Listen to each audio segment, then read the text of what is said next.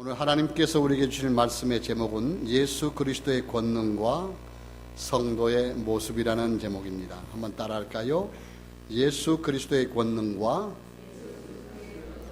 성도의 모습. 아멘. 오늘 이 말씀을 통해서 저와 여러분이 큰 은혜 속에 있기를 원합니다. 지난 주일에는 고질적인 문제 해결 받은 자라고 하는 제목으로 말씀을 드렸습니다. 지난 주일에 말씀 가운데는 10명의 문둥병자가 나옵니다. 예수님을 만났죠. 예수님을 만나서 예수님께서 제사장이 가서 너희 문둥병을 보이라. 그래서 10명이 그 문둥병을 제사장에게 보이기 위해서 가다가 다 고침을 받았어요. 가다가 고침을 받았어요. 가서 보인 것이 아닙니다. 제사장을 향해서 가다가 고침을 받은 거죠. 그런데 감사하기 위해서 찾아온 사람은 사마리아인 한 사람밖에 없었어요. 9은 다 하나님을 잃어버리고 감사를 잃어버리고, 그래서 감사를 잃어버리는 삶을 살아서는 안 된다. 우리가 금년에도 하나님 은혜에 너무나 감사해서 감사거리가 너무나 많은데 그 감사거리를 회복하고 감사를 올려드리는 축복된 성도들이 될 수 있기를 주의 이름으로 축원합니다. 아멘. 감사, 우리가 감사거리를 찾으면 너무나 많아요. 이것도 감사하고 저것도 감사하고. 그런데 불평거리를 찾으면 왜 그렇게 불평거리가 많은지 몰라요. 여러분, 찾기 나름입니다.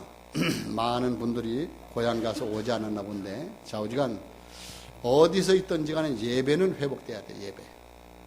옆 사람을 한번 축복하십시다. 우리는 하나님의 자녀입니다. 언제 어디에 있든지 예배를 회복합시다. 아멘. 예배가 회복될 수 있기를 바랍니다. 뭐를 회복해야 된다고요? 예배를. 하나님이 가장 기뻐하시는 것이 뭐냐? 예배입니다. 예배. 하나님이 기뻐하시는 거 우리가 드리면 되는데 이걸 못 드리면 안 되잖아요. 오늘 하나님께서 주시는 말씀은 예수 그리스도의 권능과 성도의 모습이라는 제목입니다. 그리스도 주변에 몇 종류의 사람들이 있었습니다. 우리가 읽은 본문은 예수 그리스도께서 회당에서 많은 사람들에게 하늘나라의 복음을 가르치실 때에 일어난 사건에 대한 기록이죠. 그 내용을 보면 우리는 그리스도 주변에 몇 종류의 사람들이 있었다는 것을 우리가 볼 수 있습니다. 또한 그들을 통해서 진정한 성도의 모습이 어떠한 것인가에 대해서 우리가 배울 수가 있는 것이죠. 진정한 성도는 무엇입니까? 성경책 끼고 교회 왔다 갔다 한다고 해서 진정한 성도가 되는 것이 아니죠. 복음의 깊이와 넓이와 높이와 길이를 알아야 돼. 할렐루야. 복음의 깊이, 넓이, 높이, 길이를 알아야 복음이 뭡니까? 복음이. 복된 소식이 복음이거든요. 예수가 곧 그리스도라고 하는 사실이 복음이거든요. 믿어집니까? 그러면 아멘 크게 하시기 바랍니다. 아멘. 복음의 깊은 그 의미를 알아야 돼. 예수가 곧 그리스도다. 예수 그리스도. 예수님이 그리스도다. 그리스도는 선지자, 제사장, 왕 세 가지 직분 아닙니까? 예수는 이름 아닙니까? 예수가 곧 그리스도다. 이 사실을 알고 믿고 따라가는 성도.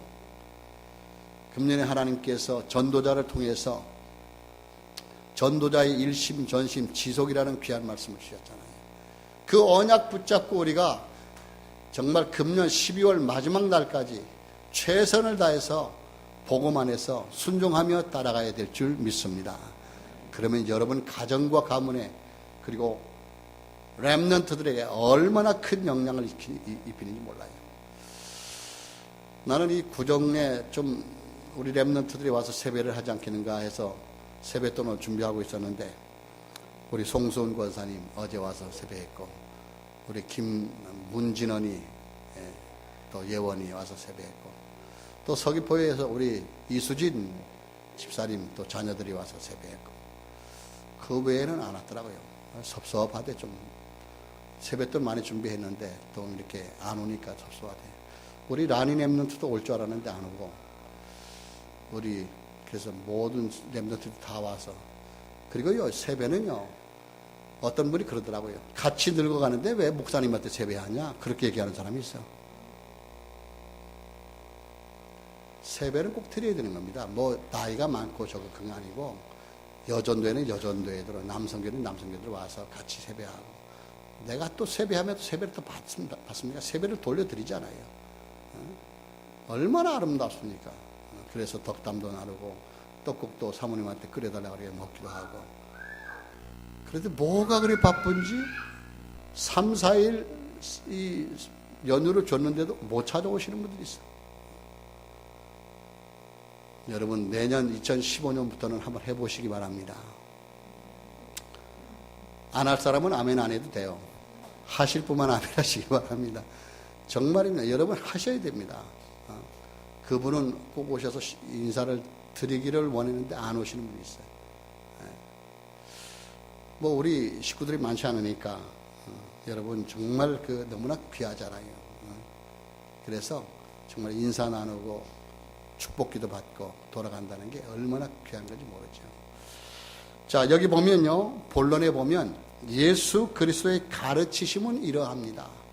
예수 그리스도의 가르치심은 이러합니다 했는데, 우리는 먼저 안식일에 회당에서 많은 사람들에게 가르치신 예수 그리스도의 교훈이 무엇인가를 우리는 깨달아 알아야 합니다. 예수님께서 안식일에 회당에서 무엇을 가르쳤냐?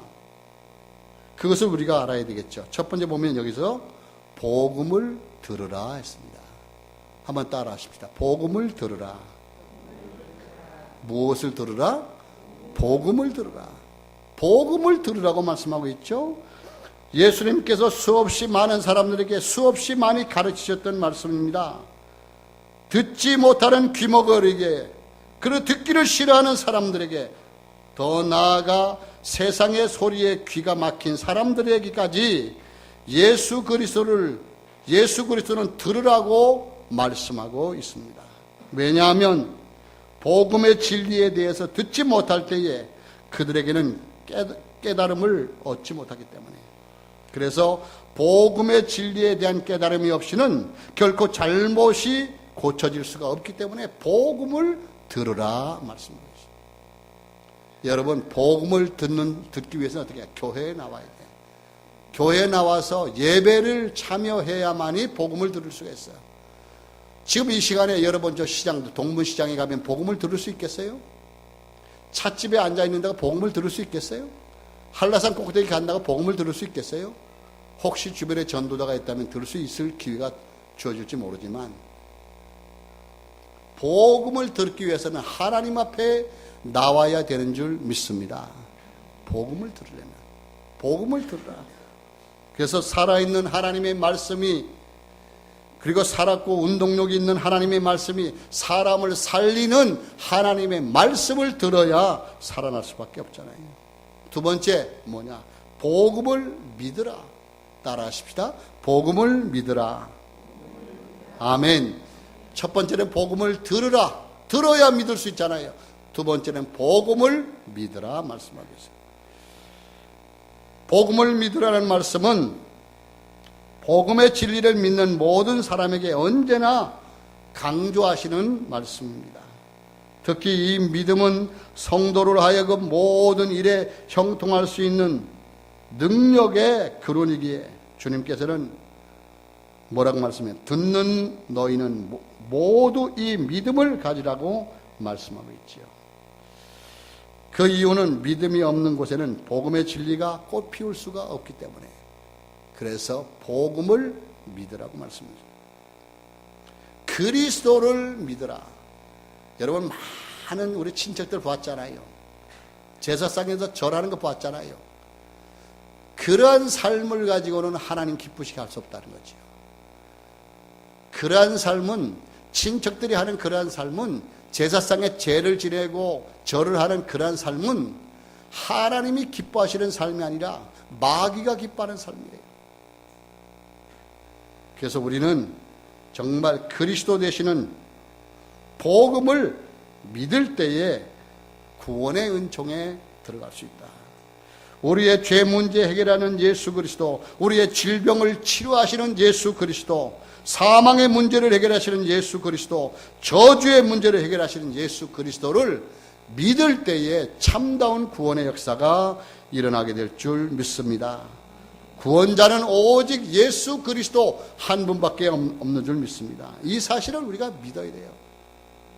여러분, 종교는 많이 있는데 아무 종교나 믿으면 구원받지 않냐? 사람들이 이렇게 얘기하는데 그렇지 않습니다.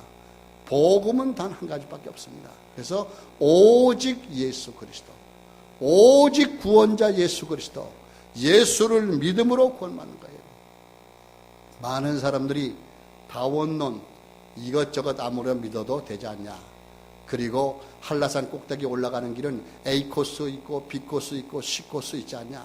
정상에 올라가는 게 중요하냐 이렇게 생각하지만 그렇지 않습니다. 오직 예수 그리스도 외에는 구원이 없는 줄 믿습니다. 그래서 나로 말미암지 않고는 아버지께로 올 자가 없느니라. 나를 믿어야 하나님 아버지께로 갈 수 있다. 나를 믿어야 천국에 들어갈 수 있다. 이렇게 말씀하고 있습니다.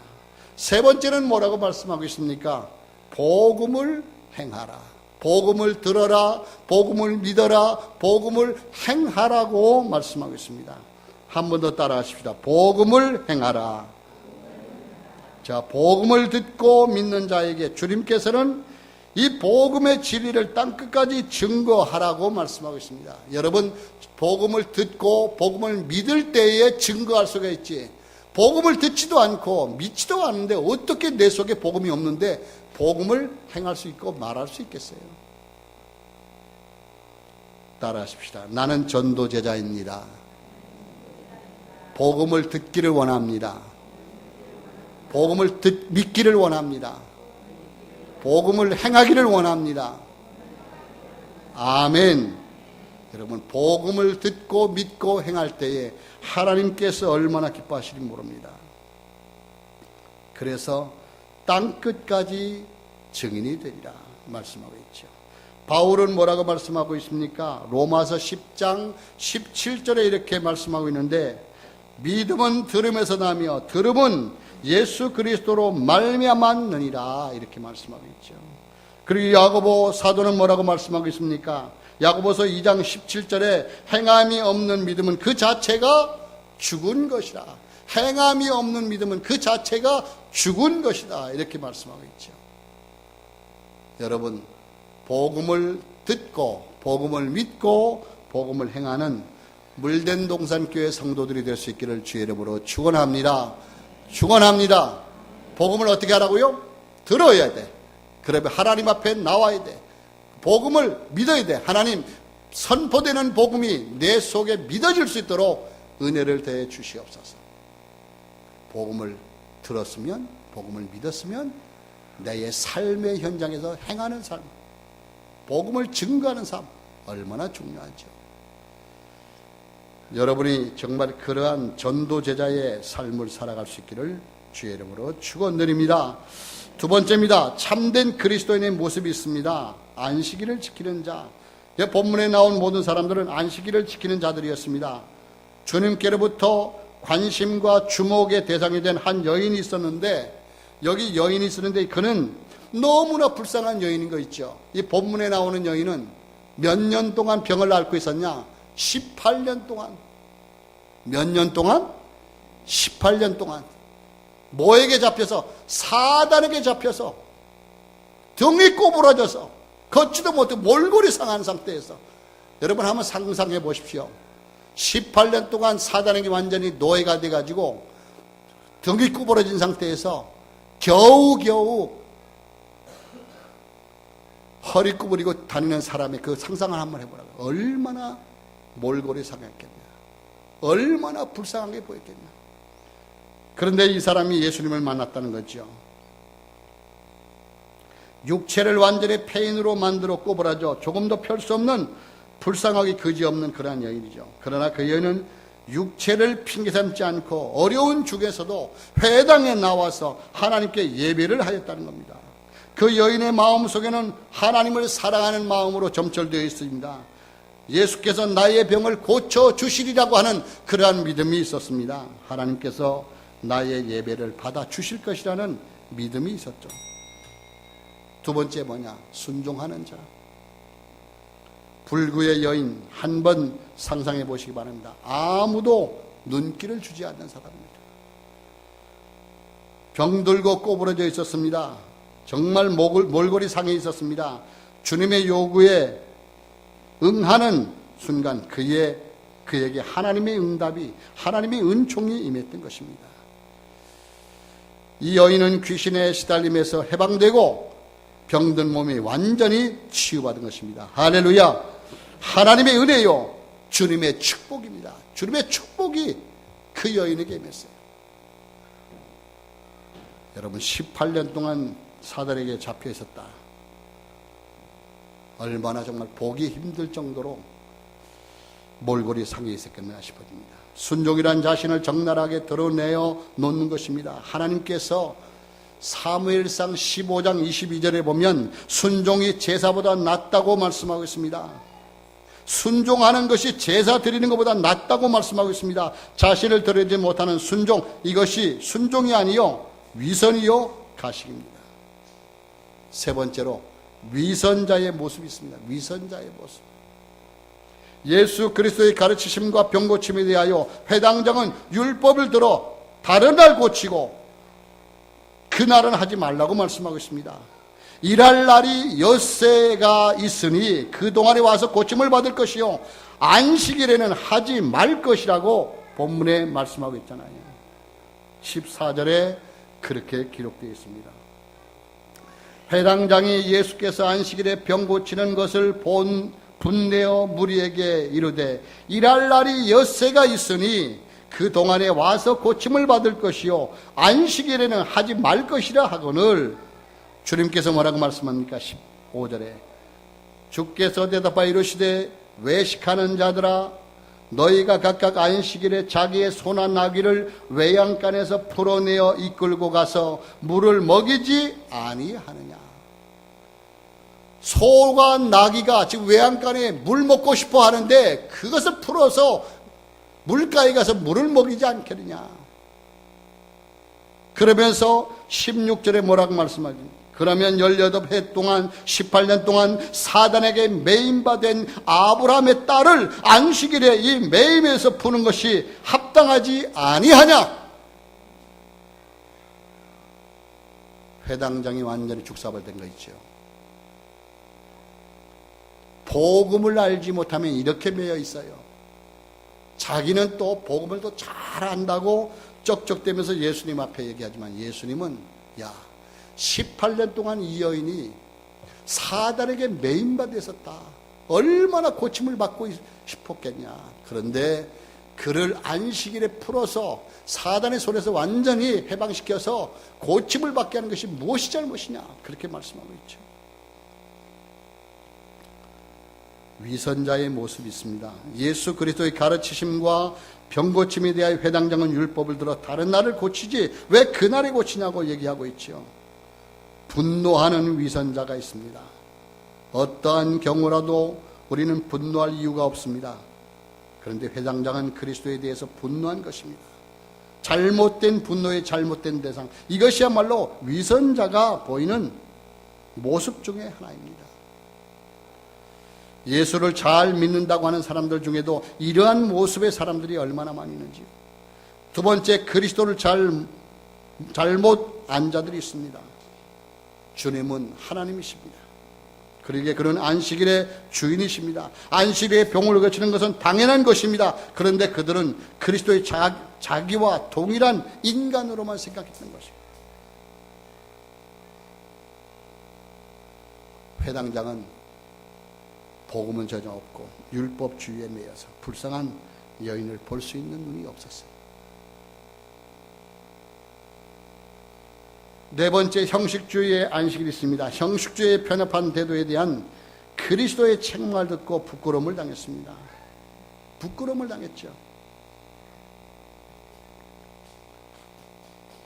17절에 보세요. 예수께서 이 말씀을 하심에 모든 반대하는 자들은 부끄러워하고 모든 반대하는 자들은 부끄러워하고 온 무리는 그가 하시는 모든 영광스러운 일을 기뻐하니라. 부끄러워하는 자들이 있고 기뻐하는 자가 있었다는 거죠. 형식적으로 안식일을 지키는 것은 안식일을 올바로 지키는 것이 아닙니다. 그래서 예수 그리스도께서 부활하신 날이 언제냐? 주일입니다. 안식 후 첫날. 마태복음 28장 1절에 볼 것이면 안식일이 다 지나고 안식 후 첫날이 되려는 새벽에 막달라 마리아와 다른 마리아가 무덤을 보려고 갔더니 안식 후 첫날이 예수님께서 부활하신 주일입니다. 안식 후 첫날. 우리가 주일을 지키지 않습니까? 제7일 안식일 교회인 교인들은 토요일의 안식일이라고 발버둥 치면서 얼마나 철저하게 지키는 거예요. 주의 날은 돈 몰러 가는 날도 아니요, 이사 가는 날도 아니요. 우리가 복음을 위해서 복음에 유익한 삶이라면 주일날 해도 괜찮습니다. 그런데 돈 벌러 가기 위해서 주일을 범한다. 그건 큰 실수입니다. 어떤 사람이 하루 일당이 10만 원인데 당신 주일날 와서 일하면 내가 50만 원 줄게. 5배는 줄게. 그러면 솔깃할 수 있거든요. 혹할 수 있거든요. 그런데 그런 돈은 하나님이 다 바친다 해도 하나님 기뻐하지 않아요. 왜? 거룩한 주일을 더 귀하게 여겨야 되지. 거룩한 주일을 하나님 앞에 드려야 되지. 그렇지 못한다면 하나님 기뻐하지 않습니다. 편협한 태도로 안식일을 지킵니다. 안식일에 소나 야귀를 내안간에서 끌어내어서 물을 먹이는 것이 합당치 아니하냐. 그렇다면 18년 동안 사단에 잡혀서 고생하는 이 여인을, 아브라함의 딸을 거기서 건져내어서 해방시키는 것이 마땅하지 아니야. 형식적으로 안식일을 지킵니다. 외식하는 자들입니다. 15절에 그렇게 외식하는 자들. 외식하는 자들아, 너희가 각각 안식일에 자기의 소나 나귀를 외양간에서 풀어서 물을 먹이는 것이 낫지 아니하냐.